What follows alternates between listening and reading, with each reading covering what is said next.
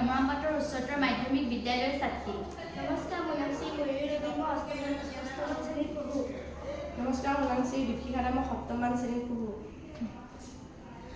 উদ্ভিদৰ ৰোগৰ প্ৰতিৰোধ ঘৰুৱা দিহাসমূহ আমি লৈ আহিছোঁ। উদ্ভিদৰ ৰোগ হৈছে এনে এক অৱস্থা যিয়ে উদ্ভিদক ক্ষতি কৰে আৰু বৃদ্ধি হোৱাত বাধা দিয়ে। ইয়াৰ কিছুমান কাৰণসমূহ হ'ল বেক্টেৰিয়া, ভেঁকুৰ, ভাইৰাছ আদি।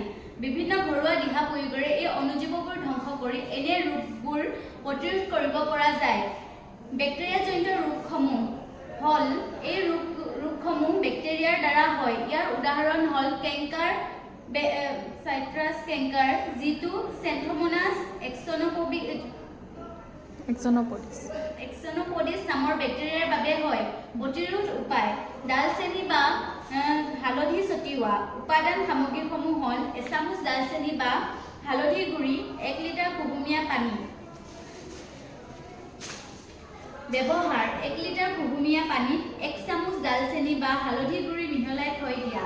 1 ঘণ্টাৰ পিছত চাকি লৈ আক্ৰান্ত অংশত ছটিয়াই দিয়া। ই কেনেকৈ কাৰ্য বা কাম কৰে? হালধি আৰু ডালচেনি দুয়োটাই প্ৰাকৃতিক জীৱাণুৰোধী, ভেঁকুৰৰোধী হিচাপে কাম কৰে। ভেঁকুৰজনিত ৰোগ: ভেঁকুৰজনিত ৰোগ এটা উদাহৰণ হ'ল ঘেঁহুৰাজ। প্ৰতিৰোধৰ উপায়সমূহ হ'ল বেকিং ছ'ডা স্প্ৰে। সামগ্ৰী বা উপাদানসমূহ হ'ল 1 চামুচ বেকিং ছ'ডা, 1 লিটাৰ পানী, কেইটোপালমান মৃদু চাবোন। ব্যৱহাৰসমূহ হ'ল ওপৰত উল্লেখ কৰা সকলো সামগ্ৰী মিহলাই লোৱা আৰু সপ্তাহত এদিনকৈ আক্ৰান্ত অংশত মিহলাই দিয়া। ই কেনেকৈ কাম কৰে বা কাৰ্য কৰে? বেকিং ছ'ডাই পাতৰ pH সলনি কৰি দিয়ে, ফলত ভেঁকুৰ সেই অংশত বৃদ্ধি হ'ব নোৱাৰে।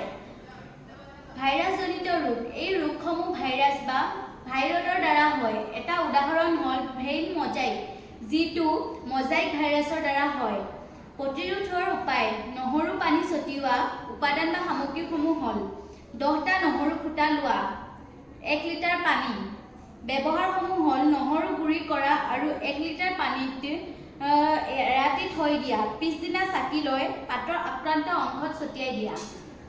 কেনেকৈ কাৰ্য কৰে বা কাম কৰে? নহৰু প্ৰাকৃতিক ছালফাৰ যৌগ পোৱা যায়, যিটো ভাইৰাছৰোধী হিচাপে কাম কৰে। এই সকলোবোৰেই হ'ল উদ্ভিদৰ ৰোগ প্ৰতিৰোধৰ ঘৰুৱা দিহা। ধন্যবাদ।